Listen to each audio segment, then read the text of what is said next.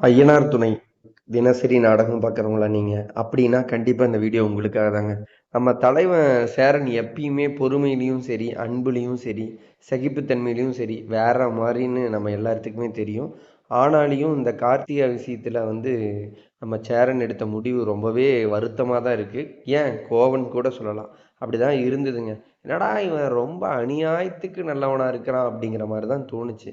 But என்ன இருந்தாலும் தலைவன் வேற மாரி அப்படின்னு புரியறதுக்கு தான் அவர் தெரியப்படுத்திட்டாரு அப்படின்னே சொல்லலாம். ஏன்னு கேட்டிங்கன்னா, தன்னுடைய கார்த்திகாவோட அம்மா, அப்பா 2 பேரும் தற்கொலை பண்ணிக்கிட்டு தான் அவங்க 2 உயிர் போனதுக்கப்புறம் தான் நம்மளுக்கு அந்த கல்யாணம் நடக்கும் அப்படின்னா, அப்படிப்பட்ட ஒரு லைஃபே தேவையில்ல அப்படின்னு அந்த இடத்துல தலைவன் எடுத்த முடிவுல தான் சேரன் அப்படிங்கிற அந்த ஒரு ரோலோட தன்மையே இருக்கு. பட் என்னதான் இருந்தாலியும் அவர் அப்படி பண்ணுனதுல கண்டிப்பா எனக்கே மிகப்பெரிய வருத்தம் இருக்குதுங்க. உங்களுக்கும் வருத்தம் இருக்குன்னு நம்புறேன். அப்படி வருத்தம் இருந்ததுன்னா, நீங்க மறக்காம கமெண்ட் பண்ணுங்க. ஏன்னா கார்த்திகாங்கிற அந்த பொண்ணு தேடி வந்துட்ட போது சேரன் லைஃப் குடுத்துருக்கலாம். இல்ல அவங்க கிட்ட பேசியிருக்கலாம். அவங்கள நான் 2 பேத்துக்குமான காதல பத்தி புரிய வச்சிருக்கலாம் அப்படிங்கிறது என்னோட தாட்டா இருந்தது. பட் என்ன இருந்தாலும் கார்த்திகாவ சேரன் மிஸ் பண்ணிட்டு இப்ப வரைக்கும் அழுதுட்டு தான் இருக்காரு.